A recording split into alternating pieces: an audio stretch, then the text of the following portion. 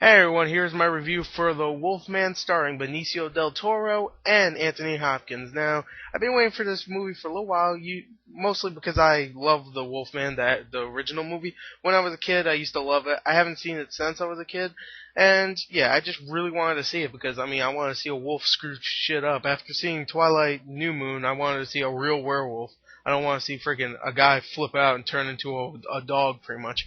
Okay, I wanted to see a real werewolf, so yeah, I was kind of anticipating this movie, and did it live up to my anticipation? Well, you'll have to find out in the rest of the review. Okay, now, Story in the Wolfman is that classic old story of a guy that gets bit by a werewolf, and he turns into a werewolf every full moon, pretty much. Not really much to say here. That's pretty much the story. So, overall, I like the story. I'm going to try to get through the story quick because it's a simple story. Everybody knows what the story is, so why should I get through it? I like the story still after all these days, after being a child and always knowing about the story.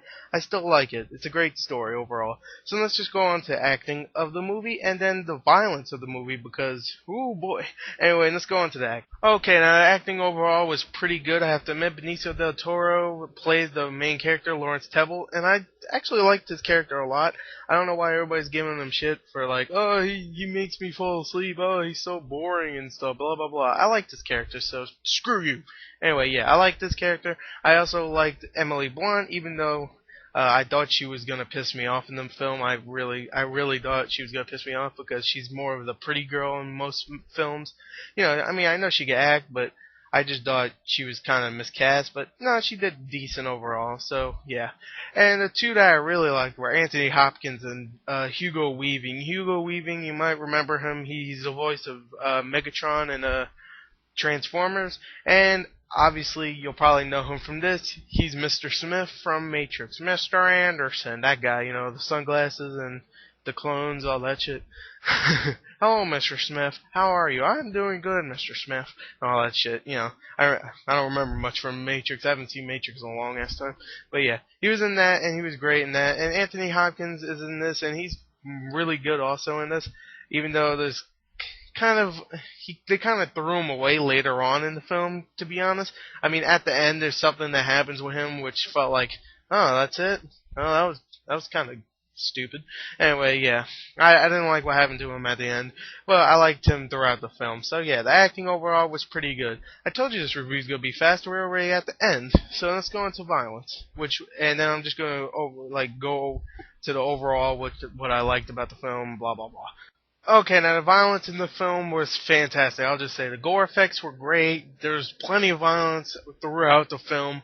And I didn't expect it to be this violent. I did see the trailer and I saw a little bit of blood. I didn't expect it to be really violent, especially when the guy that directed it was Joe Johnston, who I'm pretty sure made a whole bunch of kids films, and he also made Jurassic Park 3. So Jurassic Park 3 was probably his most violent film. Well, besides this film. This film is definitely more violent than Jurassic Park 3. But yeah, I wasn't expecting it to be this violent, but it was really violent, but in a good way. Definitely a good way. It wasn't silly gore. It was gore when it was necessary. Not really necessary, but, it wasn't silly. It wasn't like Ninja Assassin where one guy gets cut and fucking his whole freaking every drop of blood just comes out of his neck. I'm like, damn, man. But in this one, you see guts and gore and brains splatter everywhere. You never see anything really extremely stupid. You just see something that's like badass. That's it. You just see something that's badass. And yeah. Anyway, overall, violence is awesome. And overall, I love the film. I'm just gonna say right here, everybody's like disappointed and stuff, like, the character development's not good, the main character is boring and stuff. Okay, I'll admit, the main character ain't that great. Lawrence Tebble, he doesn't do as good job as Lon Chaney, I think his name was in the first film. And when I saw the first film, I wasn't really expecting like great acting because when you're a kid, you don't really give a shit. And yeah, I remember it was a great role he did. So yeah.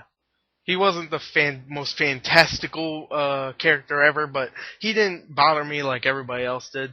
Everybody else got bothered by him, like, oh, he's so boring, boo, he's so miscast and stuff. Like, I didn't think so. I liked his character, and I liked the movie overall. A lot of people just got pissed because they loved the original, so yeah, they loved the original so much when this came out, and it was like, oh, It's so bad. No, the movie's great. I love it. I really love this film. It's one of my favorites this year. I don't care what you say. You could say, oh, you just like gore and stuff. I do like gore a lot, but I also like characters, and I really like the characters in this film. Definitely Hugo Weaving as the detective. I forgot his name, but he was from. You ever saw that movie From Hell? I think that's the same detective who Johnny Depp played. He's the guy that detected on tried to figure out the Jack the Ripper cases, I'm pretty sure, and they even mentioned that in this. And he's barely in the movie, to be honest, but he's still a great character, and Anthony Hopkins is a great character, and I just like the movie overall. Let me just say that I like it. When it gets to the action, it's badass, and when it's not to the action, it's still manageable. It doesn't make you feel tired or anything. It doesn't make you go, oh, this is boring. I'm gonna go see Valentine's Day. No, it doesn't make you ever want to actually go switch theaters and see New Moon for the 8th time in a row. It really just makes you want to stay here and see what happens. And if you know Wolfman, you already know what's gonna happen. But it's still good to watch. I mean, it's a great movie overall. I love it. I don't care what you say. I have to get out of here because I have to go do something. That's why this review might feel rushed. But overall, I'm not gonna give it like a 9 or anything. I'm gonna give it I'll give it 8.6 out of 10. There you go. That's a good score. I don't care. If you don't like it, fine. I do. Okay? Don't always take my reviews into consideration like some other people on YouTube that thinks they're awesome. But yeah, I don't think I'm the best reviewer. I ain't the best reviewer. But whatever. Fuck it. Anyway, yeah. Go see the movie. The end. I like pie. Bye.